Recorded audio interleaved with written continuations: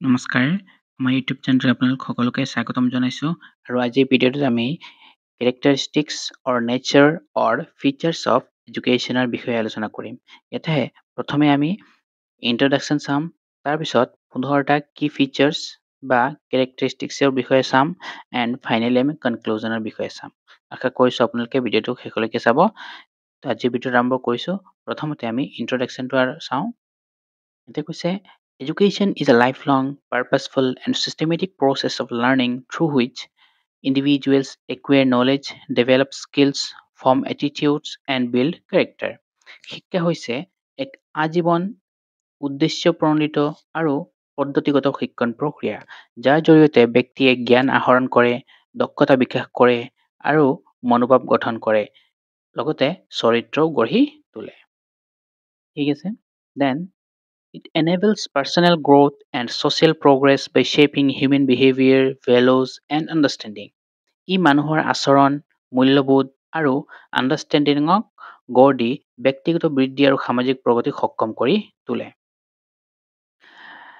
Then, education is not confined to classrooms. It takes place everywhere in families, communities, workplace, and through everyday experiences. শিক্ষা কেৱল আমাৰ শ্ৰেণীকোঠাতে সীমাবদ্ধ নহয়, ই সকলোতে সংঘটিত হয়। যেনেকৈ নেকি আমাৰ পৰিয়াল হ'ব পাৰে, সম্প্ৰদায়, কৰ্মক্ষেত্ৰ আৰু দৈনন্দিন অভিজ্ঞতাৰ জৰিয়তেও আমাৰ কি হয়, শিক্ষা লাভ হয়। It is the key to both personal fulfillment and national development. ই ব্যক্তিগত পূৰ্ণতা আৰু জাতীয় উন্নয়ন দুয়োটাৰ কাৰণে কি হয়, চাবিকাঠি বুলি কৈছে। ঠিক আছে, এইখিনি আছিলে ইয়াৰ থুলমূল বিষয়বস্তু। এতিয়া আমি ইয়াৰ কি ফিচাৰ্ছ বা কি কেৰেক্টাৰিষ্টিক্সখিনিৰ বিষয়ে আলোচনা কৰিম। ফাৰ্ষ্টটো হৈছে lifelong process. Education begins at birth and continues throughout life, encompassing formal, informal, and non-formal learning. শিক্ষা আমাৰ জন্মৰ পৰাই আৰম্ভ হয় আৰু গোটেই জীৱন চলি থাকে। ইয়াত আনুষ্ঠানিক আৰু অনানুষ্ঠানিক শিক্ষা গোটেইখিনিকে কি কৰিছে, সামৰি লোৱা হৈছে।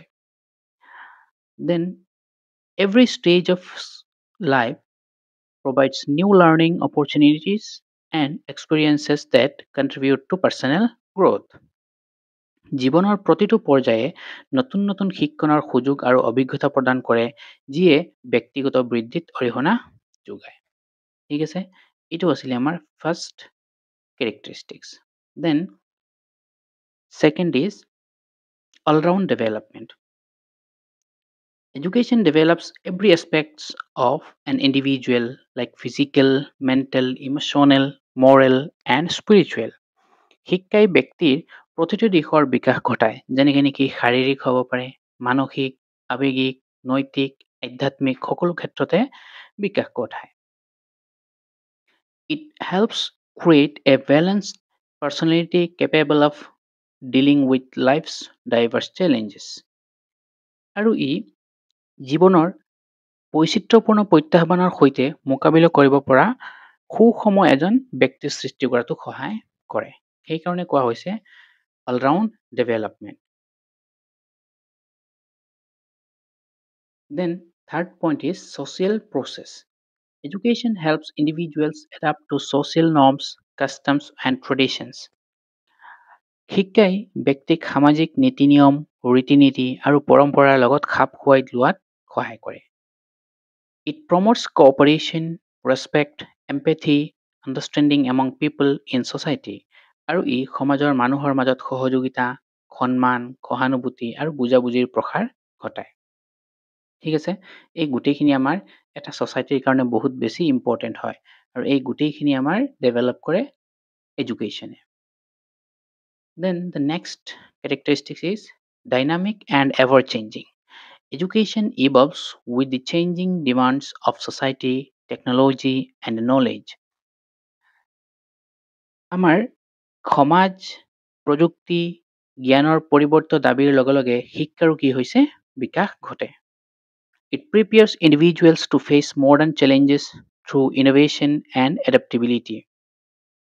আৰু ই ব্যক্তিক উদ্ভাৱন আৰু অভিযোজন ক্ষমতাৰ জৰিয়তে আধুনিক প্ৰত্যাহ্বানৰ সন্মুখীন হ'বলৈ প্ৰস্তুত কৰে। ঠিক আছে, Then The next characteristic is bipolar process. It involves interaction between two active participants, that is, the teacher and the learner. ইয়াক bipolar বুলি কৈছে, অৰ্থাৎ ইয়াৰ লগত দুজন সক্ৰিয় অংশগ্ৰহণকাৰী থাকে, যি নেকি হৈছে এজন হৈছে শিক্ষক আৰু এজন শিক্ষাৰ্থী, আৰু ইহঁতৰ মাজত কি হয় পাৰস্পৰিক ক্ৰিয়াকলাপবোৰ জড়িত হৈ থাকে। Both influence and learn from each other, making the learning process interactive and effective. দুইটাই কি হয় অৰ্থাৎ শিক্ষক আৰু শিক্ষাৰ্থীৰ কথা কৈছে, ইজনে সিজনক প্ৰভাৱিত কৰে আৰু শিকে, এজনে আনজনৰ পৰা শিকে, যাৰ ফলত শিক্ষণ প্ৰক্ৰিয়াটো এক পাৰস্পৰিক আৰু ফলপ্ৰসূ হৈ পৰে। ঠিক আছে, সেইকাৰণে ইয়াৰ কি নাম দিছে, it is a bipolar process. Then the next characteristic is deliberate and planned process. Education is not accidental but a conscious and systematic effort to develop individuals. শিক্ষা আকস্মিক নহয়, বৰঞ্চ ই কি হয় ব্যক্তিৰ বিকাশৰ সচেতন আৰু এটা পদ্ধতিগত প্ৰচেষ্টা। It is guided by educational goals, curriculum and teaching methods. ইয়াক শৈক্ষিক লক্ষ্য, পাঠ্যক্ৰম আৰু পাঠদানৰ পদ্ধতিৰ দ্বাৰা পৰিচালিত কৰা হয়। ঠিক আছে, then the next point is continuous reconstruction of experience. According to John Dewey, education involves the reconstruction of experiences for deeper understanding. জন ডিৱেৰ মতে শিক্ষাৰ লগত গভীৰ বুজাবুজিৰ বাবে অভিজ্ঞতাৰ পুনৰ্গঠন জড়িত হৈ থাকে। Learners reinterpret past knowledge and apply it to solve new problems and challenges. শিক্ষাৰ্থীসকলে অতীতৰ জ্ঞানৰ পুনৰ ব্যাখ্যা কৰে আৰু নতুন সমস্যা আৰু প্ৰত্যাহ্বানৰ সমাধানৰ বাবে ইয়াক প্ৰয়োগ কৰে। ঠিক আছে, এইকাৰণে ইয়াক কি নাম দিছে, continuous reconstruction of experience. Then the next point is guided by definite aims. Education is directed towards achieving specific goals such as intellectual, moral and skill development. ইয়াতে কৈছে শিক্ষা বৌদ্ধিক, নৈতিক দক্ষতা বিকাশৰ দৰে নিৰ্দিষ্ট লক্ষ্যত উপনীত হোৱাৰ দিশত কিছুমান নিৰ্দেশ বা নিৰ্দেশিত। It ensures purposeful learning and social progress. ই এক উদ্দেশ্যপ্ৰণীত শিক্ষণ আৰু সামাজিক প্ৰগতি নিশ্চিত কৰে। Then the next point is universal in nature.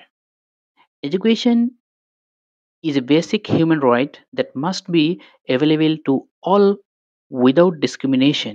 শিক্ষা হৈছে এক মৌলিক মানৱ অধিকাৰ, যিটো নেকি বৈষম্যহীনভাৱে সকলোৰে বাবে উপলব্ধ হ'ব লাগিব। It promotes equality, empowerment and social justice. আৰু ই ক্ষমতা, সবলীকৰণ আৰু সামাজিক ন্যায়ৰ প্ৰসাৰ ঘটায়। সেইকাৰণে ইয়াৰ কি নাম দিয়া হৈছে, universal in nature. Cultural transmission. Education preserves and transmits cultural heritage, values and traditions across generation. শিক্ষাই সাংস্কৃতিক ঐতিহ্য, মূল্যবোধ, পৰম্পৰাক প্ৰজন্মৰ পিছত প্ৰজন্ম ধৰি সংৰক্ষণ আৰু প্ৰেৰণ কৰে। It helps individuals appreciate and respect their own and others' culture. ই ব্যক্তিক নিজৰ আৰু আনৰ সংস্কৃতিৰ শলাগ আৰু সন্মান কৰাত সহায় কৰে। ঠিক আছে, then the next point is instrument of social change. Education transforms societies by encouraging innovation, equality and modernization. শিক্ষাই উদ্ভাৱন, ক্ষমতা, আধুনিকীকৰণক উৎসাহিত কৰি সমাজক ৰূপান্তৰিত কৰে। It also helps to reduce social evils and fosters democratic thinking. আৰু ই সামাজিক দুষ্টতা কি কৰিছে, হ্ৰাস কৰাত সহায় কৰে আৰু লগতে গণতান্ত্ৰিক চিন্তাধাৰা লালন পালন কৰে, অৰ্থাৎ ইয়াক ফষ্টাৰ কৰে। Then the next point is development of citizenship. Education develops a sense of responsibility, loyalty and national pride among citizens. শিক্ষাই নাগৰিকৰ মাজত দায়িত্ববোধ, আনুগত্য, জাতীয় গৌৰৱৰ ভাৱ গঢ়ি তোলে। It also encourages participation in social, economic and political life. ই সামাজিক, অৰ্থনৈতিক আৰু ৰাজনৈতিক জীৱনত অংশগ্ৰহণক উৎসাহিত কৰে। Then the next point is moral and value oriented. Education cultivates values such as honesty, respect, compassion, and tolerance. শিক্ষাই সততা, সন্মান, মমতা, সহনশীলতা আদি মূল্যবোধ ভাৱ গঢ়ি তোলে। It also molds individuals into morally upright and socially responsible citizens. লগতে ই এজন ব্যক্তিক নৈতিকভাৱে সৎ আৰু সামাজিকভাৱে দায়বদ্ধ নাগৰিকলৈ গঢ় দিয়ে। সেইকাৰণে কৈছে ইয়াৰ moral and value oriented. Education is moral and value oriented. Point number 14. Preparation for life. Education equips learners with practical knowledge and life skills for real world challenges. শিক্ষাই শিক্ষাৰ্থীসকলক বাস্তৱ জগতৰ প্ৰত্যাহ্বানৰ বাবে ব্যৱহাৰিক জ্ঞান আৰু জীৱন দক্ষতাৰে কি কৰে সজ্জিত কৰে। It prepares individuals for employment, relationships and community living. ই ব্যক্তিক নিয়োগ, সম্পৰ্ক আৰু সম্প্ৰদায়ৰ মাজত কি হৈছে জীৱন যাপনৰ বাবে প্ৰস্তুত কৰি তোলে।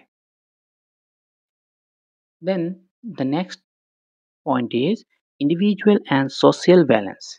Education balances personal ambitions with social welfare and collective well-being. শিক্ষাই ব্যক্তিগত উচ্চাকাংক্ষাৰ সৈতে সমাজ কল্যাণ আৰু সামূহিক মংগলৰ মাজত ভাৰসাম্য ৰক্ষা কৰে। It nurtures harmony between individual freedom and societal responsibility. অৰ্থাৎ ই ব্যক্তিগত স্বাধীনতা আৰু সমাজৰ দায়বদ্ধতাৰ মাজত সমন্বয়ৰ লালন পালন কৰে। ঠিক আছে, এইখিনি আছিলে আজিৰ আমাৰ আলোচনাৰ বিষয়বস্তু। এতিয়া এই গোটেইখিনি পইণ্টছৰ পৰা আমি কি সামাৰাইজ কৰিব পাৰোঁ, অৰ্থাৎ ইয়াৰ কনক্লুজন কি দিব পাৰোঁ যে education is the foundation of human civilisation and progress. শিক্ষা হৈছে মানৱ সভ্যতা আৰু প্ৰগতিৰ এক ভেটি। Then it nurtures intelligence, moral strength, creativity and a sense of responsibility. আৰু ই বৌদ্ধিক, নৈতিক শক্তি, সৃষ্টিশীলতা আৰু দায়িত্ববোধক কি কৰে নাৰ্চাৰ কৰে। By shaping individuals into capable and ethical citizens, education strengthens society and drives national development. আৰু লগতে ব্যক্তিক সক্ষম আৰু নৈতিক নাগৰিক হিচাপে গঢ় দি শিক্ষাই সমাজখনক শক্তিশালী কৰে আৰু জাতীয় উন্নয়নক আগুৱাই লৈ যায়। ঠিক আছে, in essence, education is not only a means of personal advancement but also the most powerful instrument for building a just, peaceful and prosperous world. আমি এটা কথাত যদি ক'বলৈ যাওঁ, শিক্ষা মূলত হৈছে ই কেৱল ব্যক্তিগত উন্নয়নৰ মাধ্যমেই নহয়, ন্যায়পৰায়ণ, শান্তিপূৰ্ণ আৰু সমৃদ্ধিশালী পৃথিৱীক গঢ় দি তোলাৰ আটাইতকৈ শক্তিশালী আহিলা। ঠিক আছে, এইখিনি আছিলে আজি আমাৰ আলোচনাৰ বিষয়বস্তু। আশা কৰিছোঁ আপোনালোকে ভিডিঅ'টো শেষলৈকে চাইছে। ভিডিঅ'টো ভাল লাগিলে বন্ধু বান্ধৱীৰ লগত ভিডিঅ'টো শ্বেয়াৰ কৰি দিব আৰু চেনেলটো ছাবস্ক্ৰাইব কৰি দিব। আজি ভিডিঅ'টো ইয়াতেই সামৰিছোঁ। Thank U.